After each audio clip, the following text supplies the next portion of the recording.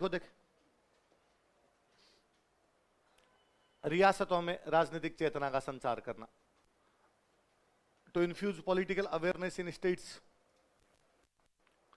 रियासतों में राजनीतिक चेतना का संचार करना, to infuse political awareness in states.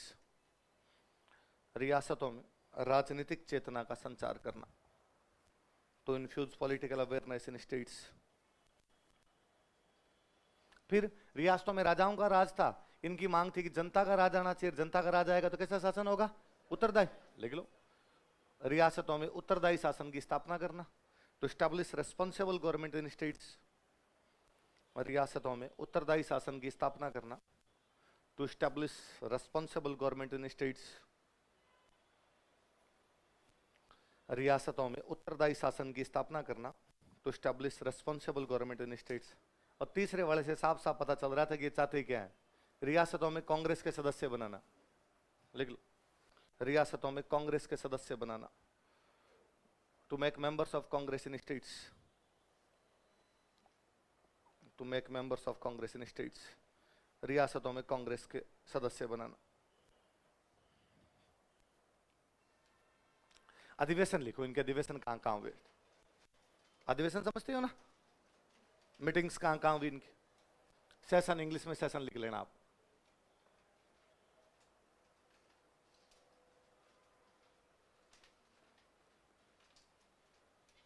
कब बनी पार्टी? 1918। कहां बनी? दिल्ली। कहां बनी? दिल्ली। तो पहला अधिवेशन दिल्ली में कर लिया। उसके अध्यक्ष थे गिरधर शर्मा।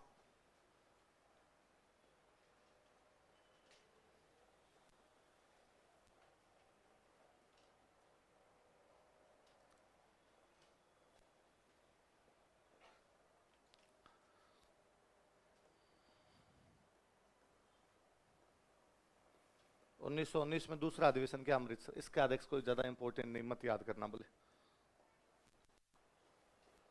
तीसरा अधिवेशन इन्होंने किया मार्च 1920, ये अपने अजमेर में किया, ये इंपॉर्टेंट अधिवेशन था भाई। इसकी अध्यक्षता की जमनालाल बजाज।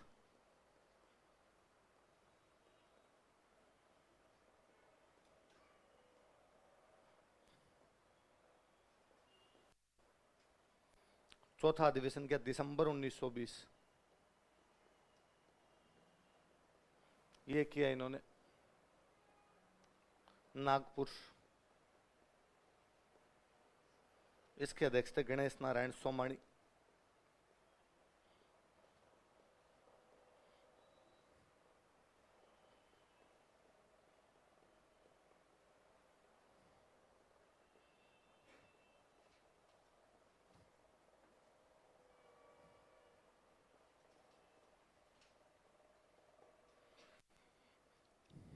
लिखो देखिए, 4 अधिवेशन है ना। पहला अधिवेशन कहां हुआ है? दिल्ली। कब हुआ है? 1918, क्योंकि स्थापना ही कहां हुई थी? दिल्ली। दूसरा कहां पर हुआ है? अमृतसर। कब हुआ है? 1919। आप थोड़ा बहुत याद करो। देखे, मैंने बताया था कि 1919 के कांग्रेस के अमृतसर अधिवेशन में तिलक ने बिजोली आंदोलन का प्रस्ताव रखा था, लेकिन गांधी जी ने उसे गिरवा दिया था। पढ़ा था? इसका मतलब 1919 में कांग्रेस का अधिवेशन कहां हो रहा है? अमृतसर। तो इसका राजपूताना मध्य भारत सभा का भी कहां हो रहा है? अमृतसर। आप और याद करो, मैंने बताया था 1920 में कांग्रेस के नागपुर अधिवेशन में गांधी जी ने आंदोलन को नैतिक समर्थन दिया था। विजय सिंह पथिक ने किसानों की एक प्रदर्शनी का आयोजन किया था। दिसंबर में अधिवेशन होते, ये देखो, तो इनके अधिवेशन हमेशा कांग्रेस के साथ हुए। 1918 में भी कांग्रेस का अधिवेशन कहां हुआ था? इनका एक अधिवेशन अलग से है, मार्च 1920 वाला। ये कहां पर हुआ था? अपने अजमेर। और इसकी अध्यक्षता किसने की थी? जमनालाल। बाकी अधिवेशन सेम ही थे। इस चौथे अधिवेशन की 3-4 बात और बताता हूं। इसमें अध्यक्ष कौन बना? अपने गणेश शंकर, गणेश नारायण सोमा। इसमें अध्यक्ष चुना गया था एनसी केलकर को। किसको चुना गया था? पर केलकर टाइम पे पहुंच ही नहीं पाए। केलकर टाइम पे नहीं पहुंच पाए, इसलिए अध्यक्षता किसको करनी पड़ गई थी? गणेश नारायण सोमा। लिखो, चौथे अधिवेशन नीचे तीर लगा के लिखो। इस अधिवेशन में इन दिस सेशन, इस अधिवेशन में in this session NC Kelkar को अध्यक्ष चुना गया था। NC Kelkar was elected as president. NC Kelkar को अध्यक्ष चुना गया था। NC Kelkar was elected as president. NC Kelkar को अध्यक्ष चुना गया था। NC Kelkar was elected as president, लेकिन वह अधिवेशन में भाग नहीं ले पाए थे। But he could not join session. लेकिन वह अधिवेशन में भाग नहीं ले पाए थे, but he could not join session. लेकिन वह अधिवेशन में भाग नहीं ले पाए थे, but he could not join session. अधिवेशन में भाग नहीं ले पाए थे। इसी में और लिखो, वो जो किसानों वाली प्रदर्शनी है ना, वो इन राजपूताना मध्य भारत सभा वालों ने लगाई थी। विजय सिंह पथिक जुड़े हुए थे इनसे। लिखो, इस अधिवेशन में, इन दिस सेशन, इस अधिवेशन में, इन दिस सेशन, किसानों ने एक प्रदर्शनी का आयोजन किया था। Farmers conducted an exhibition. किसानों ने एक प्रदर्शनी का आयोजन किया था। Farmers conducted an exhibition. किसानों ने एक प्रदर्शनी का आयोजन किया था। Farmers conducted an exhibition. किसानों ने एक प्रदर्शनी का आयोजन किया था। Farmers conducted an exhibition. और फिर इसमें फाइनली इसमें बोल दिया इस अधिवेशन में कि भाई अब से हम अलग से अधिवेशन नहीं करेंगे, हम तो कांग्रेस के साथ ही काम करेंगे, अलग से काम करने की कोई भी आवश्यकता नहीं है। लिख लो, इस अधिवेशन में, इन दिस सेशन, इस संगठन को कांग्रेस का सहयोगी घोषित कर दिया गया। इस संगठन को कांग्रेस का सहयोगी संगठन घोषित कर दिया गया। This organisation was declared as ally organisation of Congress. इस संगठन को कांग्रेस का सहयोगी संगठन घोषित कर दिया गया। This organisation was declared as ally organisation of Congress. Congress का सहयोगी संगठन घोषित कर दिया गया। This organisation was declared as ally organisation of Congress.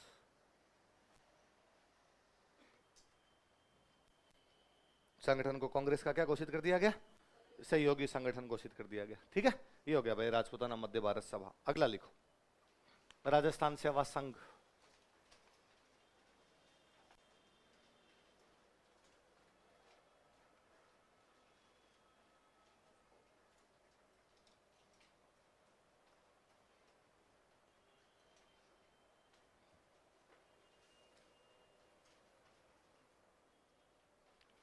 Rajasthan सेवा संघ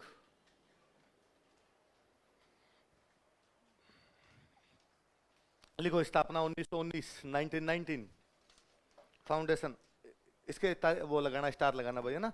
ये 2013 के प्री में क्वेश्चन था राजस्थान सेवा संघ की स्थापना का, तो मिलान कराने वाला क्वेश्चन था, उसमें एक ये भी था। तो स्थापना कब हुई? 1919। गांधी जी का आश्रम कहां पे था? वर्धा, तो इसकी स्थापना वर्धा में हुई। लिखो, स्थान वर्धा, प्लेस वर्धा। वर्धा कहां पड़ता है? महाराष्ट्र।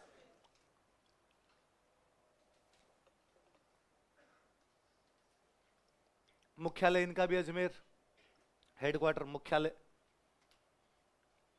अजमेर। मुख्यालय क्या था? संस्थापक लिखो,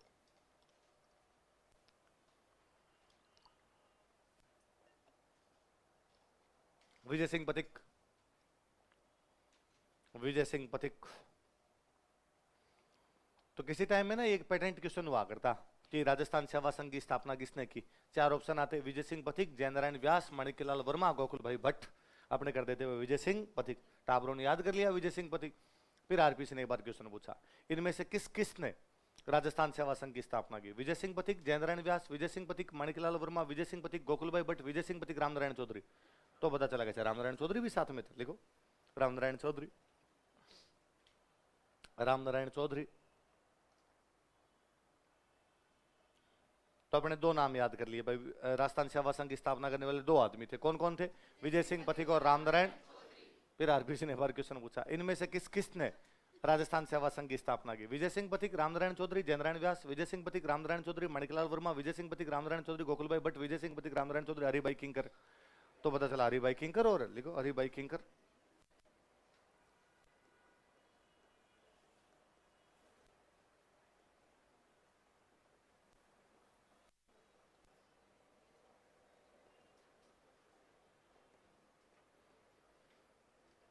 कौन बनते हैं? हरिभाई। अब क्या है, हर जब आरपीसी यहां तक जा सकती है तो आगे भी जा सकती है, इनका क्या भरोसा है। लिखो, अर्जुन लाल सेठी। थोड़ा आगे और सर के तो अपने पास कुछ हो भाई। अर्जुन लाल सेठी। आप बोले अटेम्प्ट में ये पूछ ले, क्या पता एक अटेम्प्ट में आपका सिलेक्शन नहीं हो, अगले में फिर पूछ ले को केसरी सिंह बारट। केसरी सिंह बारट, केसरी सिंह बारट। अब तब तक तो आपका सिलेक्शन हो ही जाएगा, उसके बाद भले ही पूछे आपको क्या लेना देना है।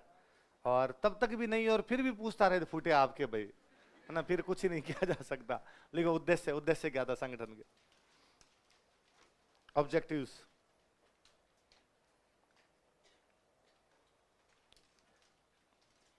सिंपल थे, जनता की समस्या का समाधान करना। लिखो, जनता की समस्या का समाधान करना, to solve problems of public. जनता की समस्या का समाधान करना, to solve problems of public.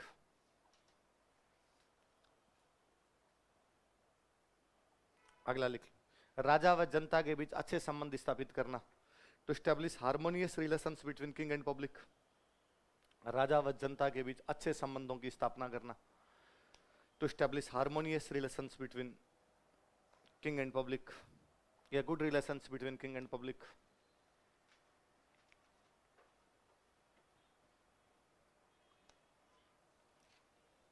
बस ये दो बड़ी बड़ी बातें याद रखना, ठीक है।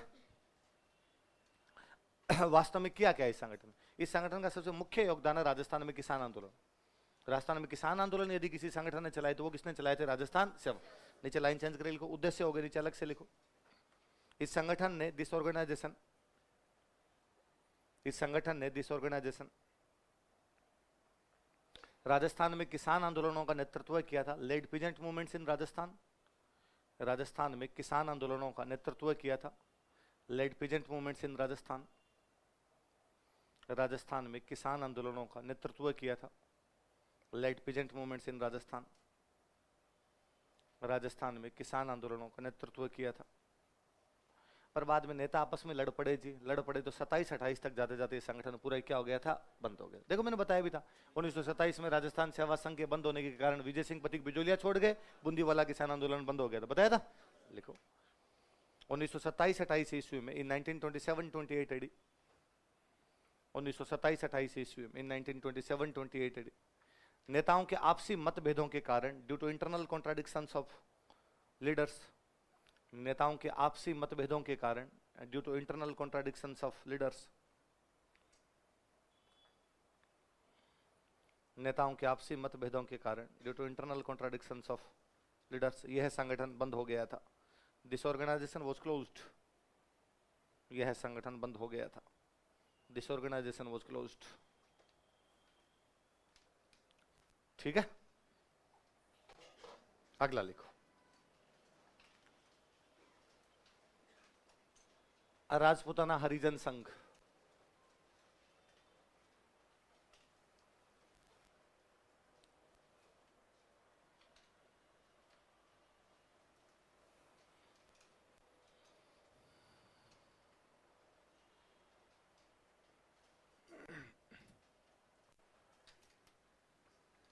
राजपूताना हरिजन संघ लिखो, स्थापना 1934, स्थापना 1934।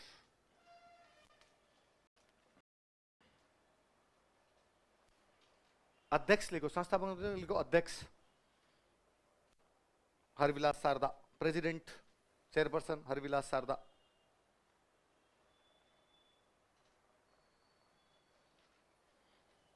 हरविलास शारदा। मैं एक चीज, छोटी सी एक चीज समझाता हूं आपको, समझना, फिर अपने बात करेंगे। मॉडर्न इंडिया पढ़ोगे तो आगे आपके काम आएगी बातें।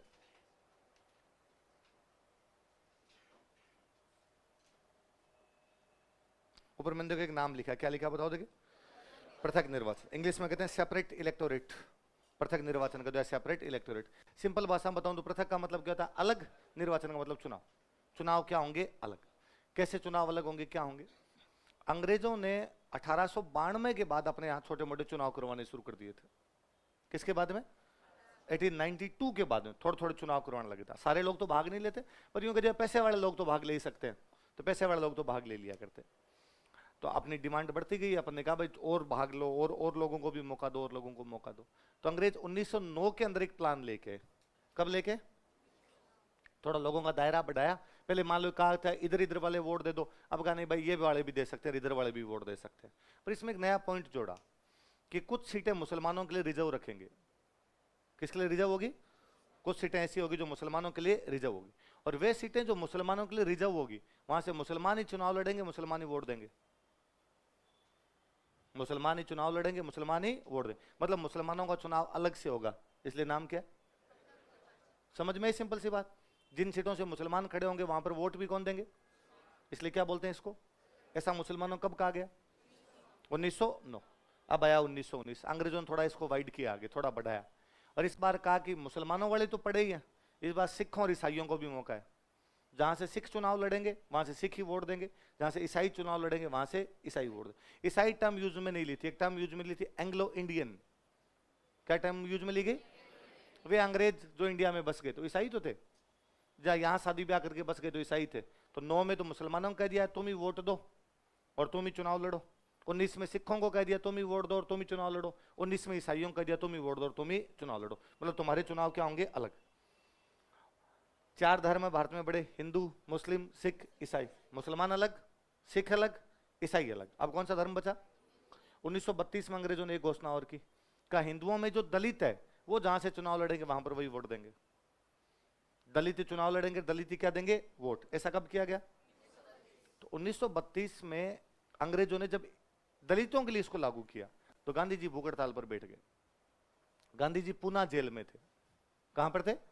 पूना की जेल में थे। पूना की जेल में गांधी जी ने भूख हड़ताल कर दी और गांधी जी ने कहा कि अंग्रेज हिंदू धर्म को तोड़ना चाहते हैं, अंग्रेज हिंदुओं से दलितों को अलग करना चाहते हैं और मैं इसको बर्दाश्त नहीं करूं, मैं भूख हड़ताल पे बैठा हूं।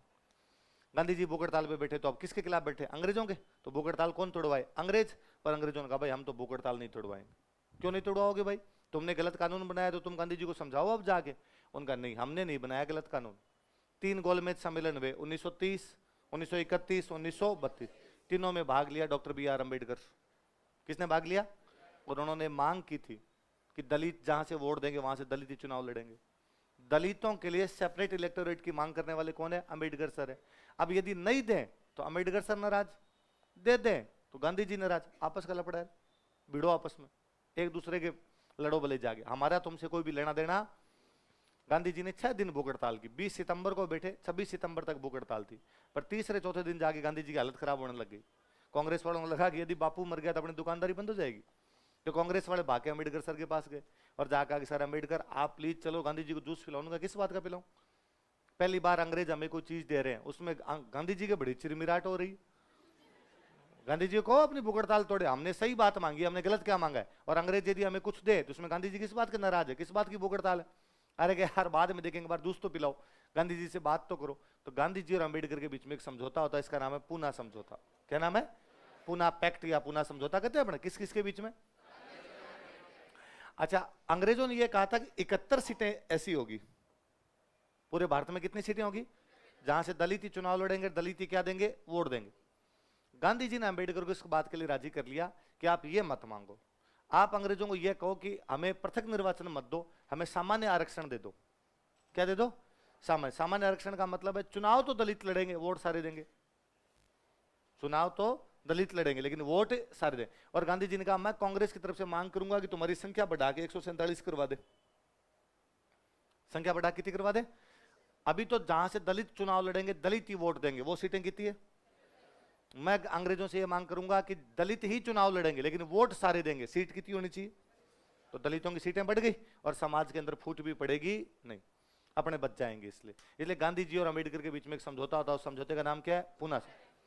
पर जब पूना समझौता हुआ तो अम्बेडकर ने वापस गांधी जी को कहा, गांधी जी चलो मैं बात मान लेता हूं आपकी और मैं इस मांग को वापस लेके मैं कह दूंगा सेपरेट इलेक्टोरेट मत दो, हमें जनरल रिजर्वेशन दे दो, सामान्य आरक्षण दे दो।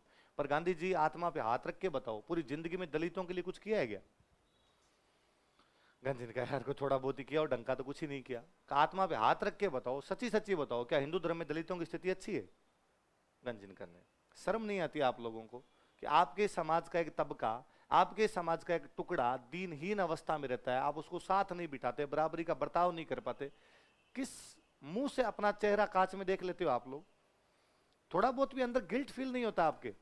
और गांधी जी को उस दिन लगा कि यार वाकई बात अम्बेडकर सर की कितनी सही है। और गांधी जी ने कहा कि मैं आपकी बात मानता हूं अम्बेडकर सर, आज के बाद आजादी के लिए आंदोलन करूं ना करूं, इस बात के लिए आंदोलन पक्का करूंगा। और मैं कहना चाहता हूं कि हमारे दलित भाइयों को आज के बाद में भगवान के लोग माने जाएंगे, हरि के जन है, इसलिए हम इनको क्या कहेंगे? मैं क्या अखबार शुरू करूंगा, उसका नाम भी क्या रखूंगा? हरिजन। और मैं अब मेरा पूरा जीवन किसके लिए लगा दूंगा? हरिजनों। अब जब ये बात आई तो कहा कि भाई हम क्यों छुआछूत करते हैं किसी के साथ? तो गांधी जी के साथ वालों ने कहा भाई साहब छुआछूत करने का सीधा सा तरीका ये है कि हम काम के आधार पर छुआछूत करने लग गए, कि जिनके काम अच्छे थे वो उच्च जाति के होते चले गए, जिनके काम थोड़े दूसरे प्रकार के थे उनको हमने कह दिया इनके साथ हम क्या करेंगे, छुआछूत। जैसे तो क्या, सफाई का काम करता है कि रोड के ऊपर सफाई करके आया, मिट्टी विट्टी में हाथ थे, अब वो आपके साथ आके खाना खाने बैठा, तो आपने कहा नहीं रे भाई तू साइड में रहे, नहाया ही नहीं यार तू सुबह से, और तू मेरे साथ खाना नहीं खाएगा। और धीरे धीरे चीजें बढ़ती चली गई। और ये तो अपना कोई भाई भी करे, रियल भाई भी करे, तो अपने उसको भी साथ बिठाए खाना नहीं खिलाए अपने।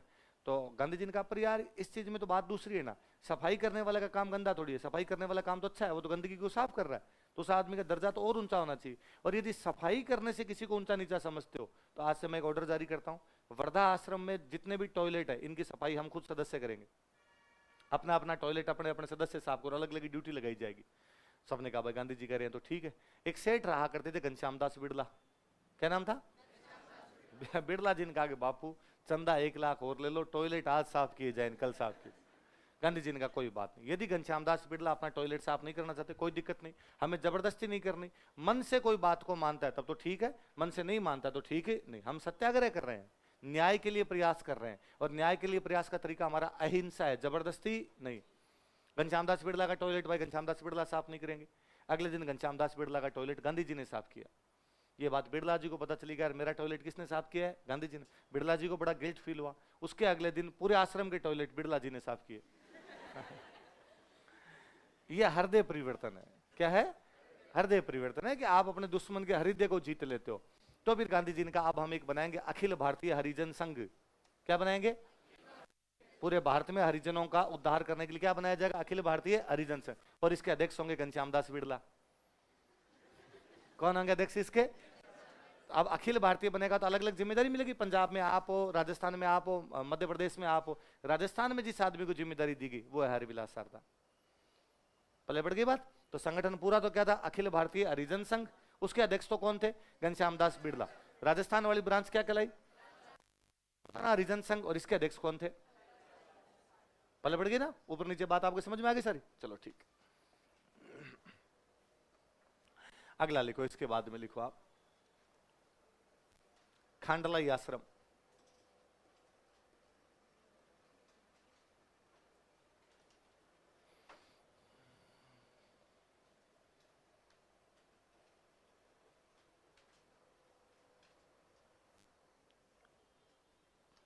खांडलाई आश्रम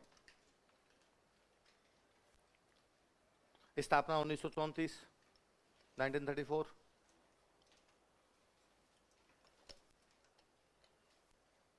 संस्थापक माणिक्यलाल वर्मा, फाउंडर माणिक्यलाल वर्मा। कि वही ना आदिवासी इलाकों में डूंगरपुर में खांडलाई नाम की जगह पे आश्रम बनाया था। अब आदिवासी इलाकों में बनाया तो मुख्य उद्देश्य ये था आदिवासी क्षेत्रों में शिक्षा का प्रचार करना। किसका प्रचार करना, शिक्षा। संस्थापक माणिक्यलाल वर्मा। लिखो, इस संगठन ने this organisation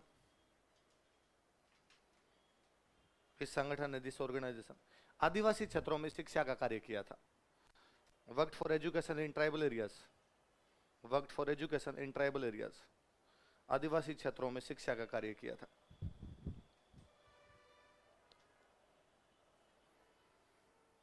worked for education in tribal areas. अगला लिखो, महिला मंडल।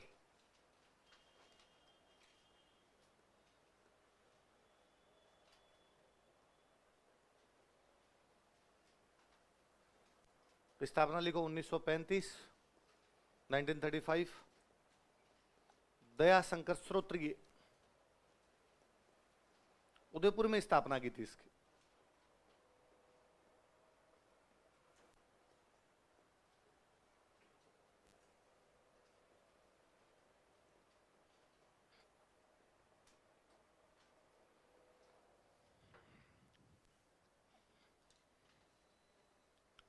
दयाशंकर श्रोत्रिय,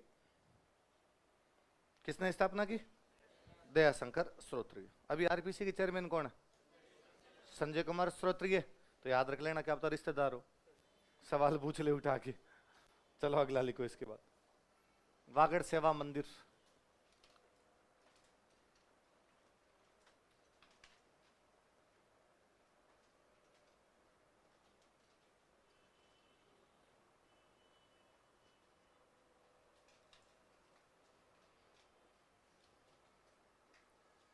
1935।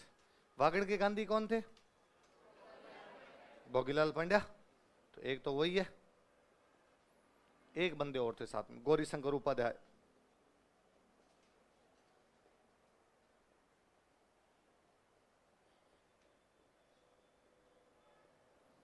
गौरी शंकर उपाध्याय का नाम भी पढ़ते हैं अपने, प्रजामंडल में सेवक नाम का अखबार निकाला था, वही यही है।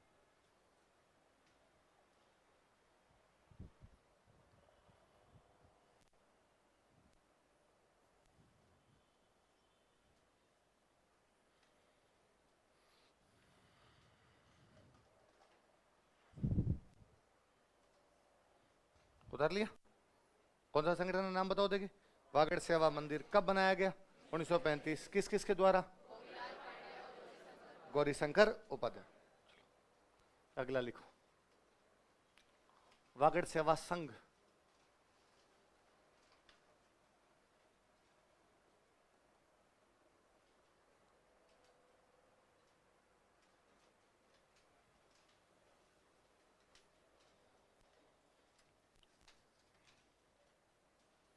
वागड़ सेवा संघ,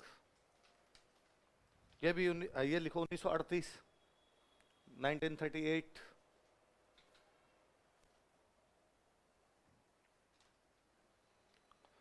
ये बनाया आपके भोगीलाल पांड्या ने, ये भी लिखो भोगीलाल पांड्या।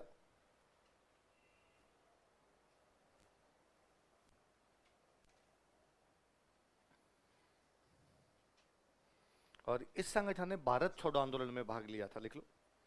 इस संगठन ने भारत छोड़ो आंदोलन में भाग लिया था। This organisation participated in Quit India Movement.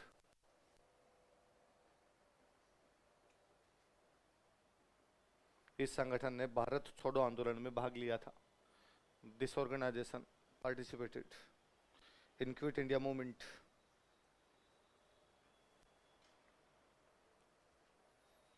अगला लिखो, मारवाड़ लोक परिषद। मारवाड़ पीपुल्स कॉन्फ्रेंस लिखना भैया ना।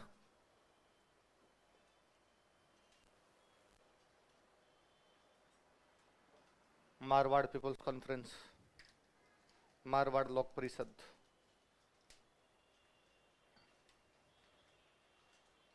ये भी 1938।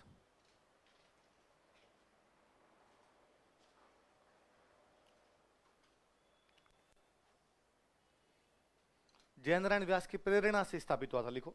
यह संगठन जय नारायण व्यास की प्रेरणा से स्थापित हुआ था। This organisation was founded by motivation of Jai Narayan व्यास। जय नारायण व्यास की प्रेरणा से स्थापित हुआ था।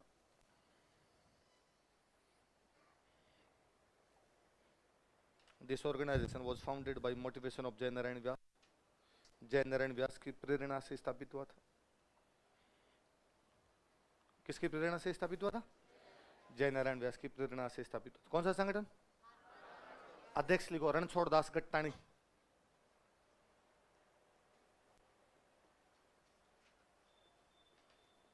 रणछोड़ दास गट्टाणी।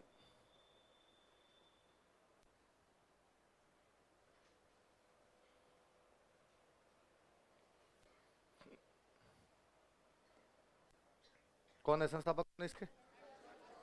उद्देश्य लिखो, क्या उद्देश्य थे? ऑब्जेक्टिव्स।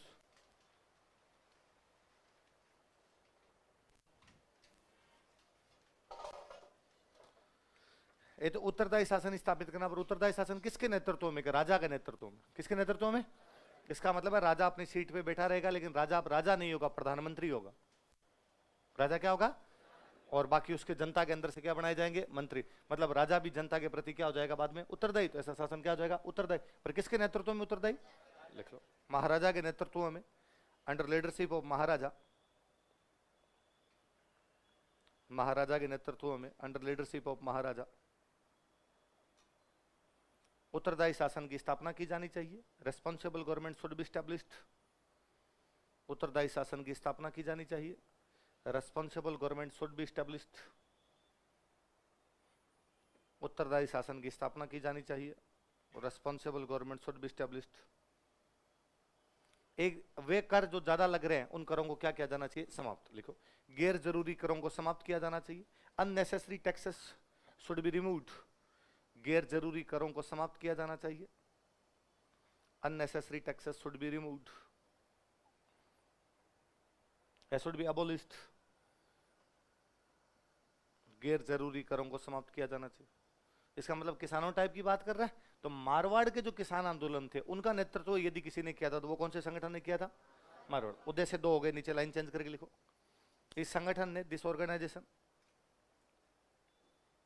इस संगठन ने, दिस ऑर्गेनाइजेशन मारवाड़ में किसान आंदोलनों का नेतृत्व किया था। Led peasant movements in Marwar, Marwar में किसान आंदोलनों का नेतृत्व किया था। Led peasant movements in Marwar, Marwar में किसान आंदोलनों का नेतृत्व किया था। Led peasant movements in Marwar, Marwar में क्या किया? किसान आंदोलनों का नेतृत्व किया था। कौन से संगठन ने? तो थोड़े दिनों बाद में आपस में लड़े और किसानों ने आगे रणछोड़ दास गट्टाणी को पूछा कि रणछोड़ दास गट्टाणी, मूंग और मोठ में फर्क क्या होता जानते हो क्या? सेठ आदमी यार, तुम्हें क्या पता किसान क्या होता है? गांव में ले जाके खड़ा कर दिया जाए, तुम्हें समझ में नहीं आएगी सरसों कौन सी है, तारा मीरा कौन सा है। तुम बताओगे यार किसानों को क्या प्रॉब्लम और क्या नहीं है। तो इस संगठन के विरोध में एक नया संगठन बनता है, मारवाड़ किसान सभा। कौन सा बना है? देखो कालांतर में, लेटर ऑन,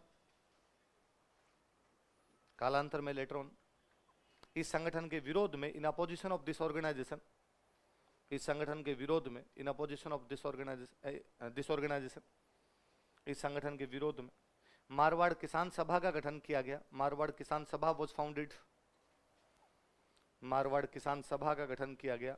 मारवाड़ किसान सभा वॉज फाउंडेड। संस्थापक लिख लो, मारवाड़ किसान सभा के संस्थापक बलदेवराम मिर्धा।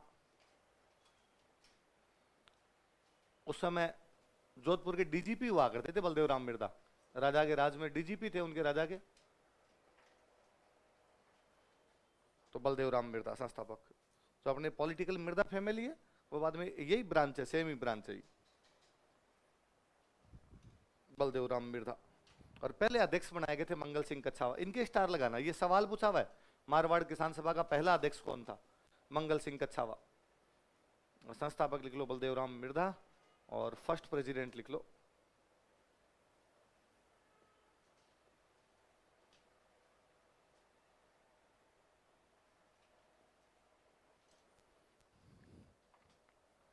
मंगल सिंह कच्छावा।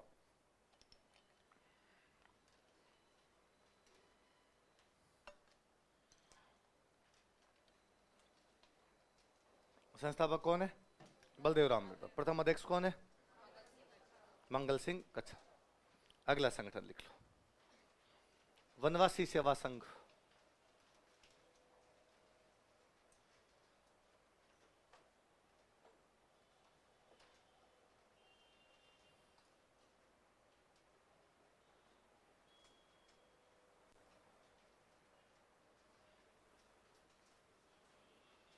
स्थापना लिखो 1940।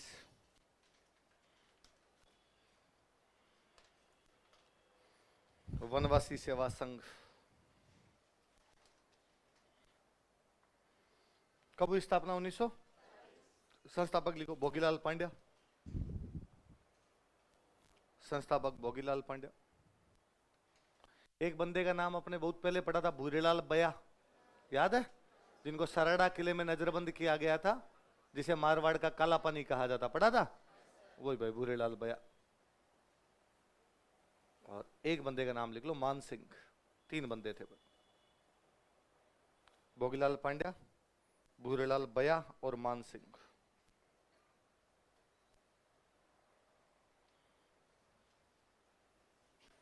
कौन कौन है नाम बताओ देखे? भूरेलाल बया और क्या क्या इस संगठन ने? नाम से पता चलता है वनवासी क्षेत्रों में काम किया, आदिवासी क्षेत्रों में स्कूल खोले थे, विद्यालय खोले इन्होंने, आदिवासी क्षेत्रों में लाइब्रेरी खोली इन्होंने, पुस्तकालय, आदिवासी क्षेत्रों में इन्होंने हॉस्टल खोले, छात्रावास। क्या क्या खोले बताओ देखे? इस संगठन ने, दिस ऑर्गेनाइजेशन, इस संगठन ने, दिस ऑर्गेनाइजेशन आदिवासी क्षेत्रों में विद्यालय, पुस्तकालय तथा छात्रावासों की स्थापना की। Set up schools, libraries and hostels in tribal areas. This organisation set up schools, libraries and hostels in tribal areas. इस संगठन ने आदिवासी क्षेत्रों में विद्यालय, पुस्तकालय तथा छात्रावास स्थापित किए या छात्रावासों की स्थापना की। This organisation set up schools, libraries and hostels. ठीक है, अगला लिखो, महिला शिक्षा सदन।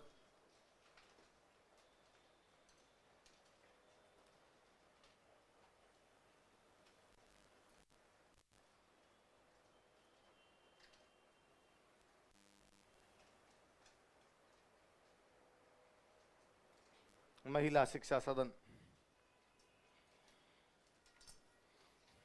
स्थापना लिखो 1945। अजमेर के पास में एक जगह पड़ती है हटुंडी, स्थान और लिख लेना। हटुंडी अजमेर। कब हुई? 1945। कहां हुई? हटुंडी। हटुंडी कहां पड़ता है? और संस्थापक लिख लो हरिभाऊ उपाध्याय।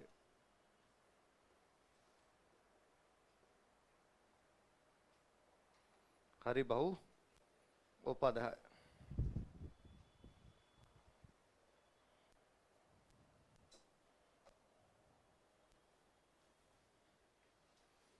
संस्थापक कौन थे? हरिभाऊ उपाध्याय। ठीक है, ये हो गया भाई आपके महिला से। दो संगठन है, खाली नाम नाम और उनके संस्थापक लिखने। एक संगठन लिखो मित्र मंडल।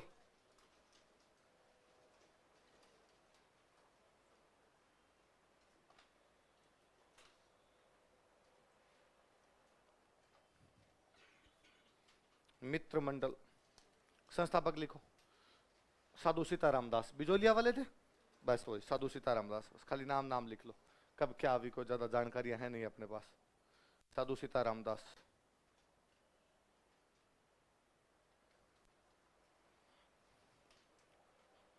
एक संगठन लिखो सर्व सेवा संघ।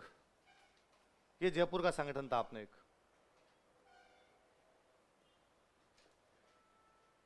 सबकी सेवा करेंगे भाई। और ये स्थापित करने वाले थे सिद्धराज ढड्ढा।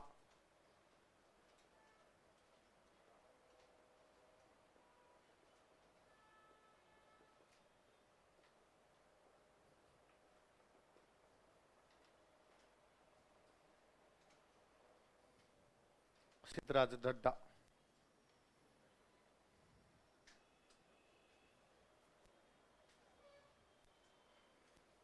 सर्व सेवा संघ के संस्थापक कौन थे?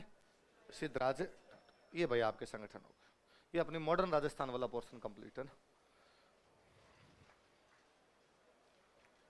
ठीक है, मिडिवल पहले पढ़ लिया था अपन। ये मॉडर्न वाला लिखो प्राचीन राजस्थान, एंशिएंट राजस्थान।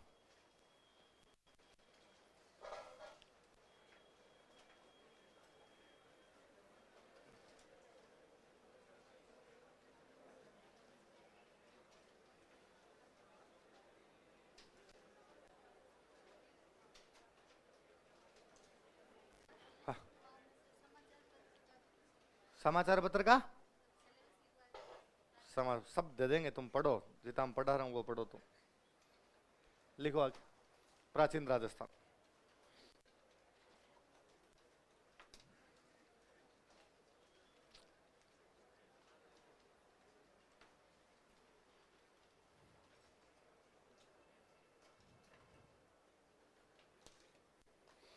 एंशिएंट शुरू तो हो रखी है तुम्हारे?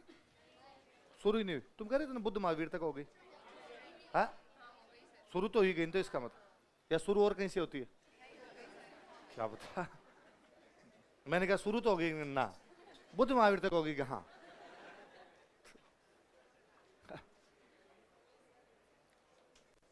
मैं समझाता हूं, थोड़ा समझना फिर अपने बात करेंगे।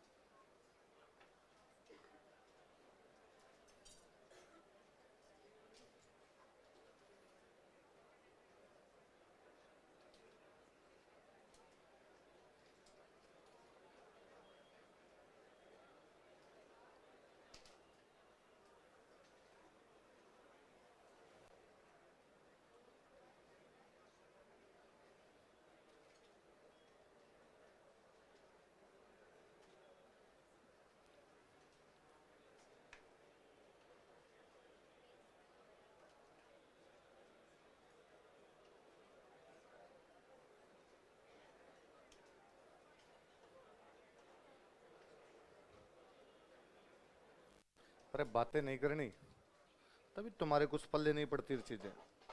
पढ़ो, देखे इधर क्या क्या लिखे मैंने, क्या नाम लिखे। लोहा, महाजनपद, मौर्य, मौर्योत्तर, गुप्त। एंशिएंट शुरू कराई होगी तब भी आपको थोड़ा मोटा मोटा से सा बताया होगा ना। मैं थोड़ा सा वापस समझाता हूँ। पहले क्या लिखा हुआ है? सामान्य सा मतलब इसका हुआ कि ये उस काल के बारे में बात कर रहा है जब मनुष्य पत्थरों का प्रयोग करता। किसका प्रयोग करता था? मुझे तो ये बता दो, मनुष्य पत्थरों का प्रयोग क्यों करता था? आग लगाने के लिए। किसके लिए? शिकार करने के लिए। किसके करना था? ये थोड़ी थी कि मनुष्य पैदावार पैदा होते उसको पता चला कि ये रगड़ते ही आग आ जाएगी और उसने पत्थर इकट्ठे किए आग लगाने के लिए ना। हुआ ये था कि सबसे पहले जब मनुष्य कभी उत्पत्ति हुई होगी तो उसके सामने दो समस्याएं थी सीधा, खाना और पीना। क्या खाऊंगा और क्या पीऊंगा, यही था होगा उसके। तो नदियों के किनारे रहने लग गया। किसके किनारे रहा? कि नदी, तो पानी की व्यवस्था तो नदियों के किनारे हो गई उसके हमेशा। इसलिए हम कहते हैं कि नदियां सभ्यताओं का पालना है। नदियां सभ्यताओं का, नदियों ने हमारे सभ्यताओं को पाला है, लालन पालन किया उनका। अब खाए क्या? तो जंगल था, ज्यादातर जंगल ही हुआ करते। जंगल तो काटे हैं बाद में हमने, जंगल हुआ करते। तो जंगल में जानवर होंगे, तो जंगल में जानवरों को मार मार के खाने लगा। पत्थर कहां से लाए? तो चूंकि वो नदियों के पास में रहता था, नदियां अपने साथ में खूब सारे पत्थर लाती। पहाड़ से आती तो पहाड़ से उनके साथ लुढ़कते हुए पत्थर आते हैं। और जब तक वो समतल के अंदर आते हैं तब तक पत्थर गोल हो जाते हैं और साइड में आने लग जाते हैं, नदी की साइड में अपने आप आने लग जाते हैं। उसने उन पत्थरों को कलेक्ट करना शुरू किया, इकट्ठा करना शुरू किया। अब वो उन पत्थरों को लेके जाता और किसी जानवर के पीछे फेंकता। या तो जानवर मर जाता या घायल होके गिर जाता। मर जाता तो ठीक, घायल होके गिर गया तो जाके उसने उसकी गर्दन मरोड़ी, कच्चे कोई खा गया हो। ऐसा उसकी जिंदगी में सामान्य तरीके से चल रहा था। थोड़ा समझ विकसित हुई, उसे समझ में आया यार पत्थर गोल होता है, गोल पत्थर को मारता हूं मरता ही नहीं है, घायल ही होता है। तो उसने पत्थर को एक साइड से तिखा किया। चापर, चापर चॉपिंग कल्चर क्या बोलते हैं? जो ने एक साइड से पत्थर को यूं किया, अब उस साइड से उसने मारा। उस बार उसे लगा यार जल्दी मरा है जानवर, पर उसे कई बार लगा, कई बार फेंकते हैं तो हवा में स्विंग हो जाता है पत्थर, तो वो तीखे वाली साइड जाती नहीं, गोल वाली साइड जाती है। उसने दोनों साइड से काट लिया। अब वो शिकार तो बहुत इजीली कर रहा था। एक दिन ऐसे ही वो कभी शिकार करने के लिए गया, उसने एक जानवर के पत्थर मारा, किसी खरगोश हिरण के पत्थर मारा होगा। जानवर बेचारा हाथों हाथ ही मर गया, तीखा पत्थर था। पर वो पत्थर एक चट्टान के टकराया जाके, टकराया तो चट्टान में आग लग गई। चट्टान में आग लगी तो उस जानवर के आग लग गई। वो भाग के जब जानवर को पकड़ने के लिए खाने के लिए गया तो उसे आग लगी, वो तपन महसूस हुई तो भाग के पीछे हीट लगी उसको, आज भयंकर मामला है कुछ, पीछे आ गया। थोड़ी देर बाद वापस जाने की कोशिश की, वापस आग लगी तो वो साइड में बैठ गया। थोड़ी देर बाद आग बुझ गई, कितनी की लगी होगी, थोड़ी बहुत आग लगी होगी, आग बुझ गई। बुझ गई तो वो पास में गया। इस बार जब उसने जानवर को खाया तो मजा आया, रोस्टेड था। तो उसे मामला समझ में आया, ये बड़ा ठीक है। फिर वो कभी घास फूस खाता होगा, उस दिन उसने घास फूस भी खाई होगी तो थोड़ी ज्यादा टेस्टी लगी होगी, सीख गई। तो उसे लगा ये बड़ा मामला अपना ठीक है, तो धीरे धीरे उसके आग की खोज होगी। तो पत्थरों का दो यूज था। पत्थरों का पहला यूज क्या था? दूसरा यूज क्या था? है ना? तो आग की खोज हो गई थी अपने आप ही उससे। आग की खोज उसने की नहीं थी, रैंडम एक दिन ऐसा करते करते उसके दिमाग में कुछ ऐसा आ जाता है और वो ऐसा कर लेता है। मनुष्य ने पहली बार किसी धातु का प्रयोग किया, किसी मेटल का प्रयोग किया था, वो था कॉपर। वो क्या है? कॉपर। इसलिए तांबे का प्रयोग करने लग गया। किसका प्रयोग करने लग गया? अब उसने तांबे के हथियार बनाने शुरू कर दिए। पत्थर पहले से यूज ले रहा था, तांबे के हथियार और बनाए, इसलिए क्या कहलाया? तांबा प्लस पत्थर, इसलिए क्या कहलाया? वो थोड़ा इंटेलिजेंट हुआ। इंटेलिजेंट हुआ तो उसने तांबे में मिलाया टिन। तांबे में क्या मिलाया? और बना लिया कांसा। कॉपर में टिन मिलाते ही ब्रॉन्ज बन जाता है, तो तांबे में टिन मिला के उसने क्या बना लिया? कांसे वाली सभ्यता। कांसे वाली सभ्यता। तांबा खुद जो था इतना मजबूत नहीं होता, कांसे के मिलने के बाद तांबा थोड़ा मजबूत हुआ, तो हल बन गया उसका। क्या बनने लगे? थोड़े अच्छे हल वगैरह। पहले वाले हल इतने अच्छे नहीं बन रहे थे, अब हल वगैरह अच्छे बनने लगे। इसलिए खेती ढंकी होने लगी उसकी। खेती ढंकी होने लगी तो उसने उस सामान को बेचना बेचना शुरू कर दिया बाहर। इसलिए आप देखते हो कि सिंधु घाटी सभ्यता में खेती भी और व्यापार भी है। उसकी जो कांसे वाली सभ्यता, वो सभ्यता कौन सी है उसकी? सिंधु घाटी। वो थोड़ा और डेवलप करता, वो एक नई धातु की खोज करता था, लोहा। किसकी खोज करता था? इस लोहे वाली संस्कृतियों के उदाहरण जो हमें मिलते हैं वो मिलते हैं वेदों से। कहां से मिलते हैं? इसलिए काल क्या कहलाया? लोहे की खोज ने उसके एक काम जीवन में और बड़ा जोरदार किया। पहले यह था कि कबीलों का जीवन जिया करता था, एक कबीला ये, एक कबीला ये, एक कबीला ये, एक कबीला ये। कबीलों में छोटी मोटी लड़ाइयां भी होती, एक दूसरे के बाटे मार लेते, एक दूसरे के डंडे मार लेते, एक दूसरे को कुश्ती उश्ती कर लिया करते, पर पता नहीं चलता इसमें कौन जीता और कौन आ रहा। अब धीरे धीरे आया लोहा। लोहा आया तो उसने बनाए तीर। लोहे से क्या बनाए? तीर। अब तीर किसी के मारते अगला मर गया, अगला मर गया तो इन्होंने उसकी जमीन पे कब्जा कर लिया। तो इनको पता चला कैसे साम्राज्य विस्तार, ये भी कोई चीज होती है। अब जब लोहा आया तो लोहे से एक अच्छी चीज हो रही, लोहा आया तो लोहे का जो हल बना वो और मजबूत था, और इतना मजबूत था कि जमीन को खोद दे नीचे तक, और जमीन जितनी नीचे तक खोदी जाएगी बीज उतना नीचे जाएगा, बीज जितना नीचे जाएगा उतनी फसल क्या होगी, अच्छी। इसलिए फसल अच्छी हुई तो इनकम ज्यादा अच्छी होने लगी। अब दो था, अब वो किसी को तीर मार के हथियारों का प्रयोग करके किसी को मार के उनकी जमीन पे कब्जा कर सकता था। जमीन ज्यादा हुई तो उसकी फसलें और ज्यादा अच्छी होने लगी। जब फसलें ज्यादा होने लगी तो उसके दिमाग में एक आइडिया हो रहा है। पहले यह था कि 10 आदमी मिलते तो 10 आदमियों की खेती होती, हर आदमी खेती करेगा तो अनाज आएगा, वरना अनाज नहीं है। पर अब उसे पता चला कि ना यार, 2 आदमी खेती करेंगे तो भी 10 के बराबर हो जाएगी, 2 आदमी खेती करेंगे तो भी किसके बराबर हो जाएगी, 10।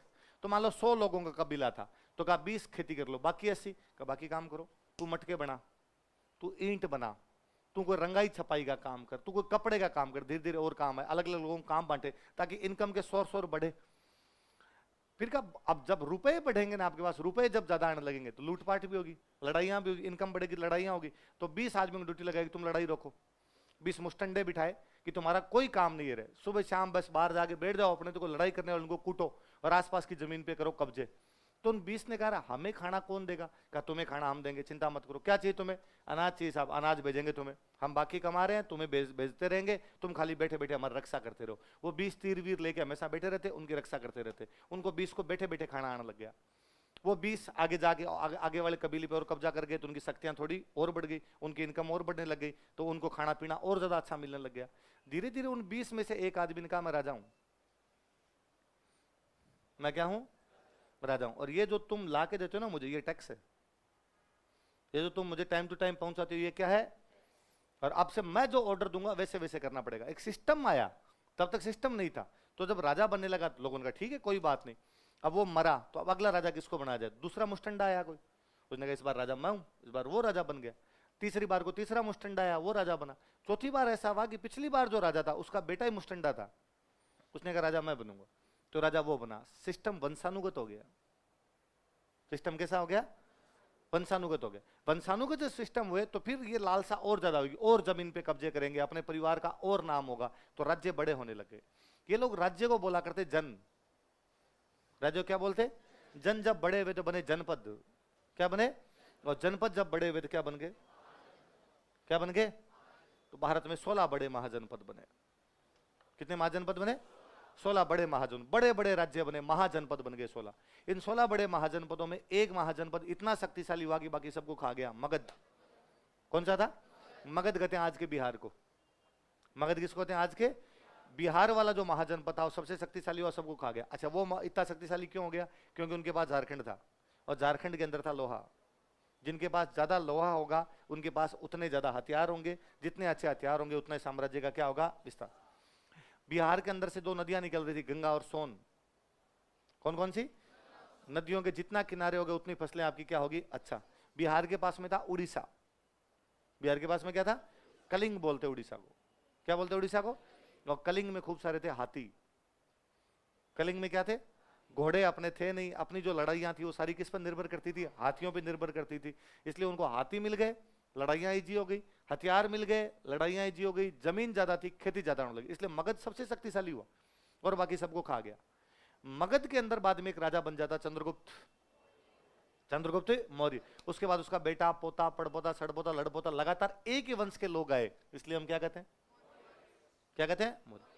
चंद्रगुप्त मौर्य के बाद आया बिंदुसार, बिंदुसार के बाद आया अशोक। अशोक का दिमाग खराब हुआ और अशोक ने कहा लड़ाइयां बंद, लड़ाइयां क्या की जाए, राजतंत्र तभी तक चलेंगे जब लड़ाइयां होगी।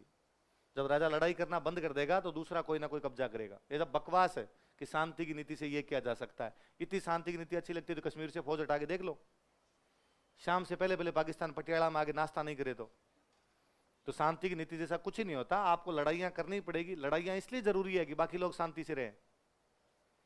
यदि आप वहां पे लड़ाई नहीं करोगे तो कोई भी आदमी शांति से रह नहीं पाएगा, इसलिए सेनाएं रखनी जरूरी थी। तो जब तक मौर्यों ने अपनी सेनाएं रखी बहुत अच्छे से, तब तक उनका साम्राज्य विस्तार हुआ। अशोक के बाद में सेना होने लगी कम, तो शुरू शुरू में तो दिख गई, बात चल गई उनकी, क्योंकि शक्तिशाली राजा थे, डरा धमका के काम चला लिया। धीरे धीरे धीरे धीरे करते करते हालत ये हो गया कि जो ऊपर वाला प्रांत था भारत का, ये वाला जो हिस्सा था, अफगानिस्तान साइड वाला जो हिस्सा था, इसके अंदर लोग आने लग गए। कौन आने लगे, लोग कौन आएंगे, वह ये था कि जब चंद्रगुप्त मौर्य वाला जो शासन था उसे ठीक पहले अपने मगध में एक राजा काम कर रहा था, घनानंद। कौन था, घनानंद बेलखना था उधर। तो घनानंद वाला जो टाइम था तो उसके राज्य में भी बड़ा अस्त व्यवस्था चल रही थी, और उधर से एक बंदा भारत की तरफ आक्रमण करने के लिए आता, सिकंदर। कौन आता? यूरोप के अंदर एक देश पड़ता मैसेडोनिया। कौन सा देश है? मैसेडोनिया से एक बंदा निकलता, उस बंदे का नाम है अलेक्जेंडर। क्या नाम है? जिसको हम हिंदी में सिकंदर बोलते हैं। उसका सिकंदर नाम से कोई लेना देना नहीं है। उसका नाम क्या है? हमने हिंदी वालों ने बना क्या लिया उसका? अच्छा, वो निकलता सिकंदर, वहां से निकलता। सिकंदर के दिमाग में था कि मैं पूरी दुनिया जीतूंगा। तो दुनिया है कितनी? तो उस समय ये लोग 3 ही महाद्वीप जानते थे, अफ्रीका, एशिया, यूरोप। बाकी महाद्वीपों की इनको कोई भी जानकारी नहीं। साउथ के ऑस्ट्रेलिया के बारे में नहीं जानते थे, ना ये नॉर्थ और साउथ अमेरिका के बारे में जानते थे। इनको 3 ही महाद्वीप पता थे। कौन कौन से? Asia, Europe. वो यूरोप का है। तो उसको ये लगा मैं मैसेडोनिया से निकलूंगा, ऊपर की तरफ जाऊंगा, यूरोप की तरफ इधर निकलूंगा, यूरोप की तरफ जाऊंगा, ये मिस्र विस्र ये जीतूंगा। ये जीतने के बाद भूमध्य सागर के इधर नजदीक से होते हुए लाल सागर के अंदर घुसते हुए इधर इंडिया की तरफ मैं घुसूंगा, और यहाँ मतलब सेंट्रल एशिया में घुसूंगा। सेंट्रल एशिया में घुसूंगा, सेंट्रल एशिया में घुसने के बाद इंडिया जाऊंगा। उनको 2 बातें नहीं पता थी। एक तो ये नहीं पता थी कि इंडिया बहुत बड़ा है, लंबा क्रॉस करना पड़ेगा आपको। उनको ये भी नहीं पता था कि इंडिया के बाद चाइना है। उनको ये पता था इंडिया के बाद रशिया है। तो उनको लगा सेंट्रल एशिया, सेंट्रल एशिया के बाद आएगा इंडिया, इंडिया के बाद आएगा रशिया, रशिया से घूमते वापस यूरोप यूनान आ जाएंगे, दुनिया जीत गए। यूनान से चले, यूनान आ गए तो दुनिया तो पूरी हमने जीत ली। तो उनके दिमाग में पूरा आइडिया था। वो वहां से लगे, उन्होंने यूरोप वाले वो देश जीते, अफ्रीका में घुसे, अफ्रीका जीता, सेंट्रल एशिया में घुसे, सेंट्रल एशिया जीता। ये बड़ा स्मूथली हुआ उनके, कोई सामने मुकाबला करने वाला नहीं। जहां सिकंदर गया अगलों सरेंडर किया, अब ये ले जमीन, ये ले पैसे टक्के, ये ले हाथी, ये ले घोड़े, ये ले हमारा सामान, और तू हमारी जान बख्श दे। जब वो अफगानिस्तान से इंडिया की तरफ घुसे, उन्हें लड़ाई करनी पड़ी, जगह जगह लड़ाई करनी पड़ी। मतलब अपने छोटे मोटे कबीले भी सिकंदर से भिड़ गए, पर सिकंदर जीत रहा था, शक्तिशाली राजा था, सिकंदर जीत रहा था। सिकंदर जीतता जीतता आ गया व्यास नदी। कहां पर आ गया? जब व्यास नदी के आसपास पहुंचे तब उनको एग्जैक्टली पता चला कि इंडिया बहुत लंबा है, अभी तो शुरू हुआ है, अभी तो यहां पहुंचे आप, आपको यहां जाना है, पूरा का पूरा क्रॉस करना पड़ेगा। उनको लगा इनका तो राजा की राजधानी पटना है, यहां जाके आएगी, तब तक पूरा देश क्रॉस करना पड़ेगा। यहां इनको आने के बाद पता चला कि जितना ये क्रॉस करेंगे इसका डबल आगे चाइना पड़ा है। चाइना भी तो खूब लंबा था, मंगोलिया मंगोलिया सब चाइना के अंदर आते, ये चाइना पड़ा है, और ये जब क्रॉस कर देंगे इसके ट्रिपल आगे रसिया पड़ा है। तो सिकंदर के सैनिकों ने सिकंदर का कूटेंगे तेरे को, वापस चले यहां से। तो सिकंदर के सैनिकों ने इतना दबाव बनाया कि सिकंदर बेचारा यहां से क्या चले गया वापस। पर सिकंदर यदि यहां तक पहुंच गया था, यहां बीच में तक आपने पहुंच गया था, इसका मतलब यहां पे तो कब्जे कर ही गया, यहां पे सिकंदर के कब्जे हो गए। इधर से आया था तो इधर पूरे में उसके कब्जे, तो बीच बीच में अपने कमांडर छोड़ के गया। अपने किसी कमांडर का तू यहां रह, यहां रह, यहां रह, यहां रह, यहां कमांडर छोड़ के चला गया। यहां से अपनी बाउंड्री शुरू हो जाती, इधर अपने यहां पर आ जाता चंद्रगुप्त मौर्य। यहां जो इसके कमांडर थे उनमें एक कमांडर है जिसका नाम है सेल्यूकस निकेटर। क्या नाम है? और सेल्यूकस निकेटर को लगा राजा जी ने जो काम नहीं किया मैं कर दूं, राजा इंडिया में नहीं जा पाया मैं इंडिया में जाऊं। और सेल्यूकस निकेटर इंडिया की तरफ आने का प्रयास करता है, और सेल्यूकस निकेटर जैसे आगे की तरफ बढ़ने का प्रयास करता है, जैसे चंद्रगुप्त मौर्य आता है, बहुत भयंकर पीड़ता है इसको। सेल्यूकस निकेटर को वापस भगाता है, और सेल्यूकस निकेटर को अपना ससुर जी बना लेता है। इसकी बेटी से शादी करता है, हेलन, क्या नाम था, और अफगानिस्तान पूरा दहेज में लेता है। तो वापस अपनी बाउंड्री यहां तक गई, अफगानिस्तान वाला पोर्शन अपने दहेज के अंदर ही ले गए। चंद्रगुप्त मौर्य ने कहा ससुर जी इधर वाला छोड़ो, ये पेरिपेमिस दाई अराकोसिया एरिया, ये पूरा हेरात, कंधार, काबुल, मकरान वाला तट पूरा का पूरा हमने इनसे दहेज में ले लिया, और वो हेलन से शादी करके आ गए। तो अपना कोई पहला बंदा इसने विदेशी महिला से शादी की थी, वो कौन था? चंद्रगुप्त मौर्य हेलेना से शादी करके आया था। अब वहां तक अपनी बाउंड्री। अब जब मौर्य साम्राज्य कमजोर होने लगा, अशोक के बाद में जब मौर्य कमजोर होने लगे, जब आप कमजोर होगे कोई ना कोई शक्तिशाली होगा। शक्ति संतुलन हमेशा रहता है, बैलेंस रहेगा पावर का हमेशा। आप शक्तिशाली हो, बाकी कमजोर है, आप कमजोर हो गए, ये ऊपर जाएंगे। ये बैलेंस तो कहीं ना कहीं बनाना पड़ेगा आपको। तो अब ये जो लोग थे ये अंदर आने शुरू हो गए, ये इधर वाले लोग वापस इंडिया के अंदर घुसने लगे। इन्होंने यहां पर कब्जे करने शुरू कर दिया, अपने पाकिस्तान वाली साइड में कब्जे करने शुरू किए। सिकंदर ग्रीक था। सिकंदर कौन था? तो ये लोग भी के कौन होंगे, उसके कमांडर भी कौन होंगे? ग्रीक। अब ये ग्रीक कहां घुस गए? इंडिया। इसलिए इन ग्रीक को कहते हैं इंडो ग्रीक। क्या कहते हैं इनको? अब इंडो ग्रीक इंडिया की तरफ आने लगे। वे ग्रीक जो इंडिया की तरफ आ गए थे उनको क्या कहा गया? इधर पटना में मौर्यों का एक राजा बना हुआ जिसका नाम है वरहदर्थ। क्या नाम है उसका? वरहदर्थ राजा बना हुआ है। एक दिन वरहदर्थ का एक सेनापति है, वो उसको बुलाता है कि सर आओ बैठ के बातचीत करनी है। सेनापति का नाम है पुष्यमित्र संघ। क्या नाम है सेनापति का? पुष्यमित्र संघ नाम का एक सेनापति, वो बुलाता है कि सर आओ बातचीत करते हैं। सेना खड़ी है पूरी, पुष्यमित्र संघ खड़ा है, बृहदर्थ को बुलाया, बृहदर्थ को बुला कहा कि राजन भारत की सीमाएं असुरक्षित है, हिंदू कुश की पहाड़ियों सब इंडो ग्रीक अंदर घुसने लग गए हैं, वो हमारी सीमाओं के अंदर घुस के हमारे मंदिरों को तोड़ रहे हैं, हमारी मूर्तियां भंग कर रहे हैं, उधर का पूरा माहौल अस्त व्यस्त हो रहा है, प्लीज आपको कुछ ना कुछ करना चाहिए। और बृहदरथ ने कहा कि नहीं, हम युद्ध नहीं करेंगे, हम धम्म की नीति अपनाएंगे। किसकी नीति अपनाएंगे? पुष्यमित्र शुंग बृहदरथ को भरी सेना के सामने काट देता है। उसने कहा ऐसे राजा नहीं चाहिए जो युद्ध नहीं करते, बिना युद्ध के कोई राजा नहीं होता। और बृहदरथ को मार के नया राजा कौन बनता है? अश्वमेध यज्ञ करता है, जहां तक हमारा घोड़ा जाएगा पूरा राज्य हमारा होगा। और उसके अश्वमेध यज्ञ की जो अध्यक्षता या पुरोहिता ही जो करते हैं वो है पतंजलि। वो कौन है? जिनके नाम पे बाबा रामदेव रुपए है।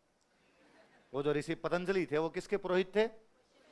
इस बार हमारे घोड़े एक बार वापस यहां तक जा रहे थे, इंडो ग्रीक को वापस भगा के आ रहे थे। पुष्यमित्र शुंग एक बार फिर हमारे भारत की सीमाओं को सुरक्षित करता है।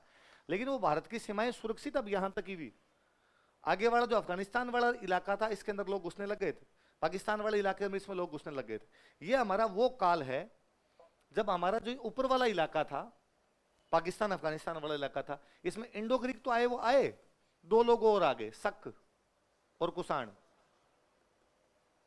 कौन आगे? शक और, अच्छा, इनको भी आने का टाइम कैसे मिल गया? क्योंकि बीच वाले में बहुत तेजी से घटनाक्रम चेंज हो रहा था। शुंग थे, शुंग थोड़े शक्तिशाली रहे, ये समाप्त हुए, इनकी जगह आगे कण्व, ये समाप्त हुए, इनकी जगह आगे सातवाहन। कौन आगे? साउथ इंडिया जो कभी मौर्यों के पैरों तले हुआ करता था अब पूरा अलग हुआ, और साउथ इंडिया में 3 नए साम्राज्य आ रहे थे, चेर, चोल, पांडे। कौन कौन आगे? इसका मतलब नॉर्थ वेस्ट के अंदर 3 वंश है, इंडो ग्रीक, शक, कुषाण। सेंट्रल इंडिया में 3 वंश है, शुंग, कण्व, सातवाहन। सदर्न इंडिया के अंदर 3 है। अब इसको क्या नाम दो आप? पहले पूरे भारत में मौर्य थे इसलिए मौर्य काल, अब क्या कहोगे? न तो शुंग काल है, न कण्व काल है, न इंडो ग्रीक काल है, न कुषाण काल है, न चेर काल है, न चोल काल है। तो अब इसका नाम क्या दिया जाए? तो फिर हमने कहा कि भाई साहब इसको अपने कह दिया जाए मौर्योत्तर। क्या कह दिया जाए? मौर्यों के बाद। मौर्यों के बाद का वह भारत जो विखंडित भारत है, डिसेंट्रलाइज्ड इंडिया है, डिसइंटीग्रेटेड इंडिया है, उसको कह दिया जाए अपने। इसलिए हमने इसका नाम क्या दे दिया? मौर्यों के बाद का भारत। लेकिन एक बार फिर एक नया वंश है, उसने वापस इन सबको और आगे कब्जा किया। वो कौन सा है? गुप्त वंश। इसलिए काल का नाम क्या पड़ा? गुप्त काल। वापस सेम स्थिति आई, गुप्तों के बाद फिर भारत खंड खंड हुआ, इसलिए नाम क्या? इसके बाद मुसलमान आ गए थे, तब से मध्यकाल। बाद में अंग्रेज आ गए, वो कौन सा है? आधुनिक काल। आगे बात समझ में? तो पहले सबसे पहले पत्थरों का प्रयोग करता है, इसलिए पहली धातु कौन सी? तांबे मिट्टी ने मिलाया तो फिर किसकी खोज हो गई? लो आया तो बड़े राज्य बने, तो एक ही वंश का कब्जा हुआ, अलग अलग वंशों का हुआ, एक ही वंश का हुआ, अलग अलग वंशों का। अब अलग अलग का अपने पढ़ लेंगे, आगे बात समझ में आपके? चलो एक एक पढ़ते हैं। पहले लिखो पाषाण काल, स्टोन एज।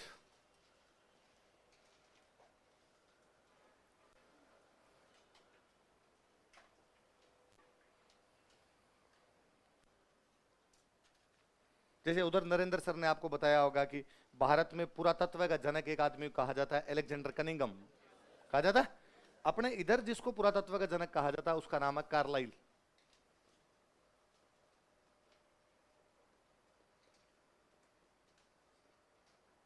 क्या नाम बंदे का? कार्लाइल को राजस्थान में पुरातत्व, पुरातत्व समझते हो ना, जमीन से खोद के जब भी कोई चीज निकालते हैं तो उनको क्या बोलते हैं? पुरातत्व। आर्कियोलॉजी, तो फादर ऑफ आर्कियोलॉजी राजस्थान में किसी कहा जाता है, तो किसको कहा जाता है? लिख लो, कार्लाइल को राजस्थान में पुरातत्व का जनक कहा जाता है। Carlyle is called as father of archaeology in Rajasthan. Carlyle को राजस्थान में पुरातत्व का जनक कहा जाता है। Carlyle is called as father of archaeology in Rajasthan.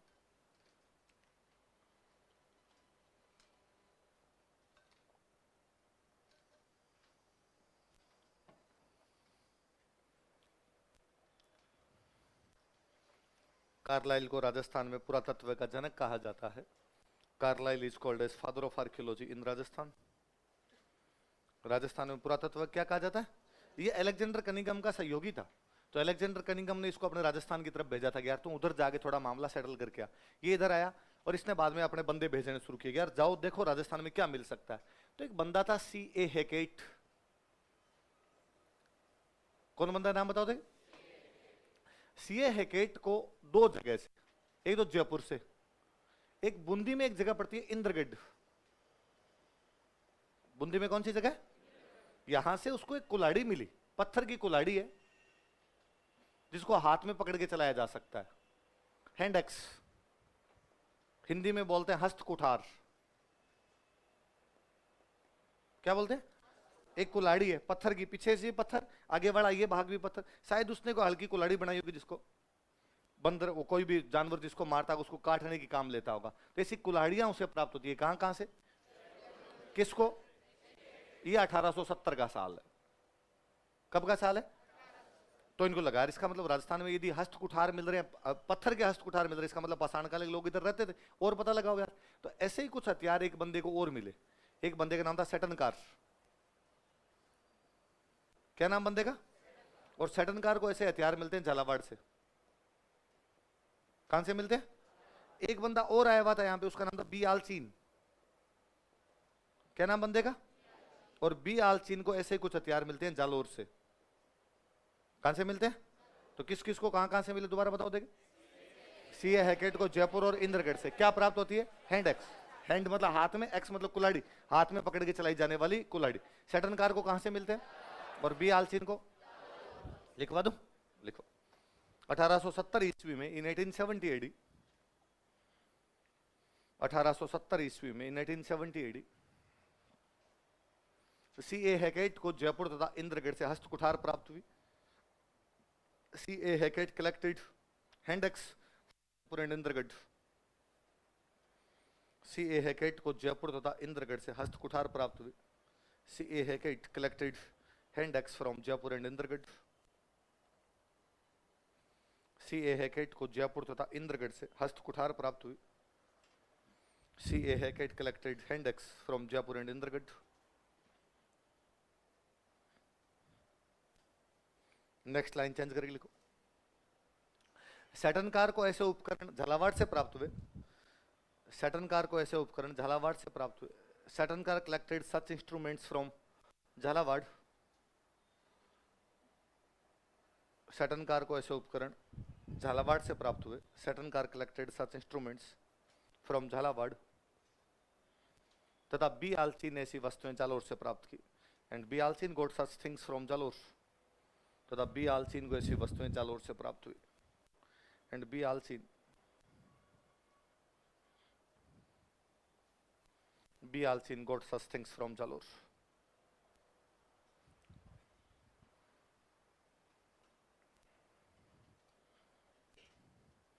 पर किसी एक जगह से, पर्टिकुलर किसी जगह से कुछ हथियारों का मिलना यह साबित नहीं करता कि मनुष्य रहता है। तो मनुष्य रहना जरूरी थोड़ी है। तो जैसे यहाँ है, मान लो यहाँ पर कोई एक बुक मिलती है, किसी की एक बुक पड़ी मिली, इसका मतलब ये थोड़ी है बुक की दुकान। कोई स्टूडेंट आया था बुक छोड़ गया, तो ये हो सकता है कोई शिकारी आया और शिकारी का एक हथियार वहां पे रह गया। इसका मतलब ये नहीं है कि यहाँ पे बंदा रहता है। तो फिर इन लोगों ने पता लगाना शुरू किया कि ये हथियार मिले तो बंदे रहते भी होंगे। किधर रहते थे, कहाँ रहते थे, ऐसी कौन सी कॉलोनी या साइट रही होगी जहां पर बंदे रहते होंगे। तो इनको कुछ सेंटर मिलने शुरू हुए। तो इनको भीलवाड़ा में एक बड़ा शानदार सेंटर मिलता है, बागोर। कौन सा मिलता है? तो राजस्थान में सबसे पहले यदि मनुष्य ने कहीं रहना शुरू किया था तो वो जगह कौन सी थी? बागोर। तो पाषाण काल का केंद्र कौन सा मिला अपने को? लिखो, प्रमुख केंद्र, प्रोमिनेंट साइट्स पाषाण काल के केंद्र पड़ेंगे। प्रमुख केंद्र, प्रोमिनेंट साइट्स।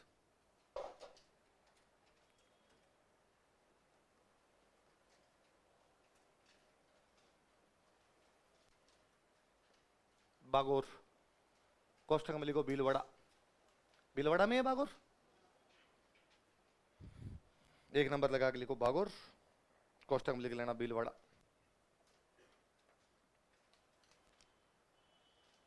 वही शुरुआती मनुष्य नदियों के पास में रहा, तो बागोर जिस नदी के पास है उस नदी का नाम है कोठारी।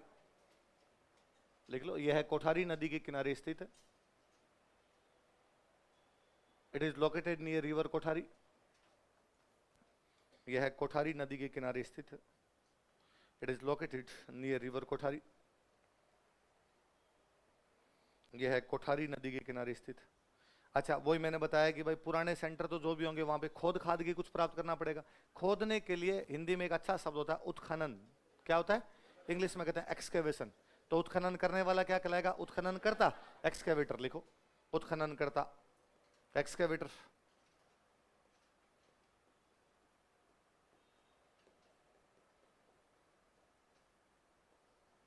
और इसके जो उत्खनन करता है उनका नाम है वीरेंद्र नाथ मिश्र।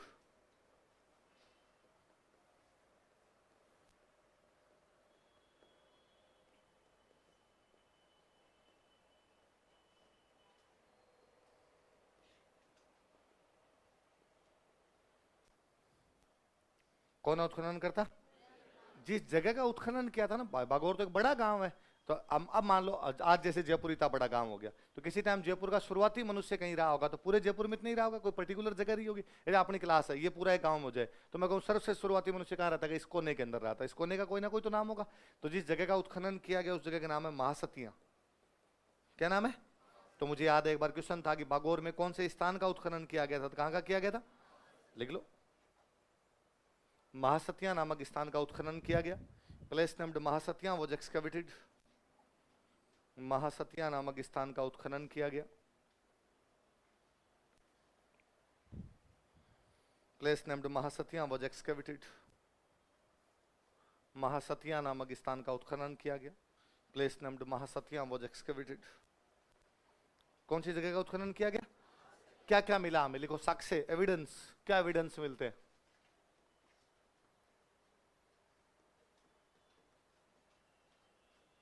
एविडेंसेज। सबसे पहले जो पाषाण काल की चीजें हैं, इसका मतलब पाषाण के उपकरण मिलेंगे। लिखो, लघु पाषाण उपकरण। लघु पाषाण उपकरण, माइक्रोलिथ इंग्लिश में लिखना। माइक्रो का मतलब छोटे, लिथ का मतलब पत्थर।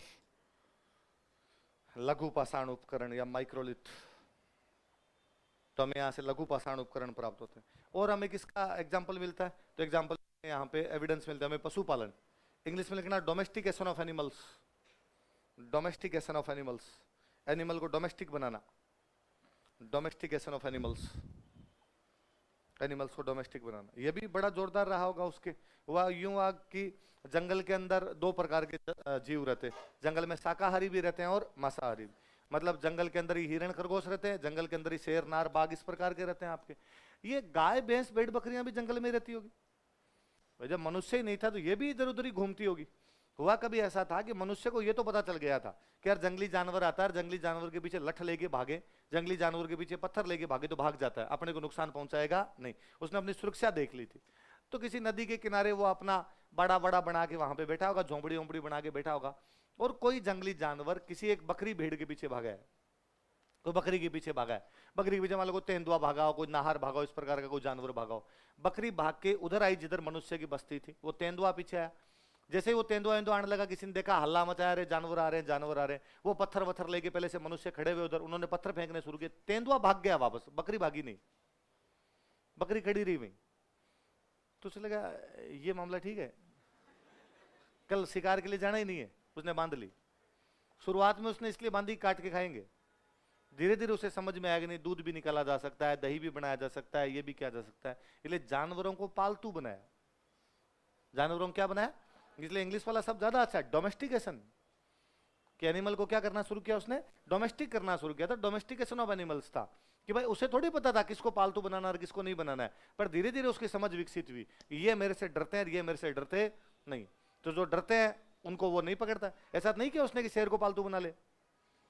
वो शेर के पीछे कभी भागा होगा पकड़ने के लिए, शेर दूर भागा होगा उससे, और या उसके सामने आएगा तो उसके समझ में आएगी नहीं यार इससे तो पार अपनी पड़ेगी नहीं। गाय भैंस भागे नहीं होगी, नहीं भागी तो उसको लगा ये ठीक है, इसके हाथ फेरो तो अपने पास ही खड़ी रहती है, तो उसने बांधनी शुरू कर दी। धीरे धीरे धीरे धीरे खेती सीख गया। देखो कृषि, एग्रीकल्चर,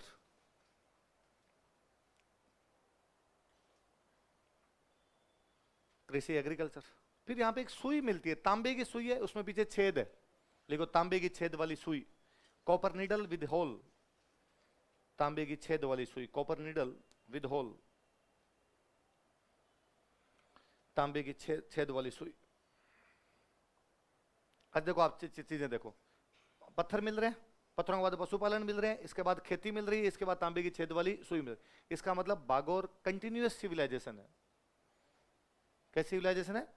बीच में टूटी नहीं है। ये भी हो सकता था कि पत्थर वाले लोग यहाँ पे रहते फिर यहाँ से चले जाते, खेती वाले नहीं आ जाते, पशुपालन वाले दूसरी जगह से मिलते अपने को ना। इसका मतलब पहले वो पशुपालन कर रहे थे, धीरे धीरे खेती सीखे, धीरे धीरे तांबा उनके जीवन में आया तो क्या बनाना सीख गए होंगे, सुई वगैरह कपड़े वपड़े सिलने सीख गए होंगे। तो कंटिन्यूस है, बीच में सभ्यता टूट नहीं रही है, सभ्यता का क्रमिक विकास है। कैसा विकास है? कंटिन्यूस डेवलपमेंट जो होता है। ये नहीं कि भाई यहाँ से लोग कहीं चले गए ना, ये सेंटर हमारा लंबे टाइम तक बना रहा था। कौन सा सेंटर है? कौन से जिले में?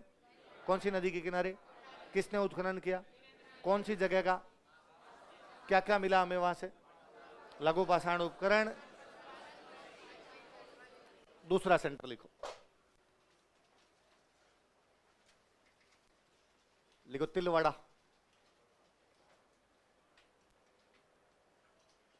तिलवाड़ा बाड़मेर में।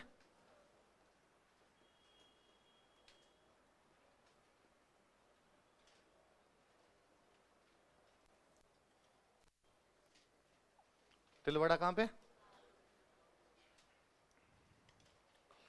यह है लूनी नदी के किनारे स्थित। It is located near river Luni.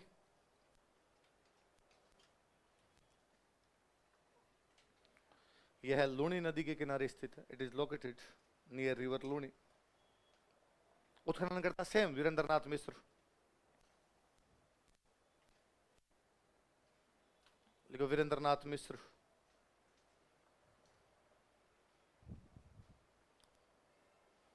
Excavator कौन है इसके बताओ देखिए? वीरेंद्रनाथ मिश्र। साक्ष्य लिखो, एविडेंस।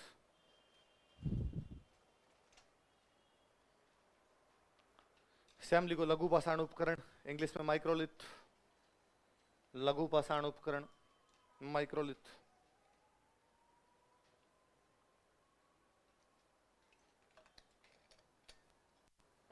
पशुपालन, डोमेस्टिकेशन ऑफ एनिमल्स। पशुपालन, डोमेस्टिकेशन ऑफ एनिमल्स। और तीसरी चीज लिखो अग्निकुंड, फायर अल्टार।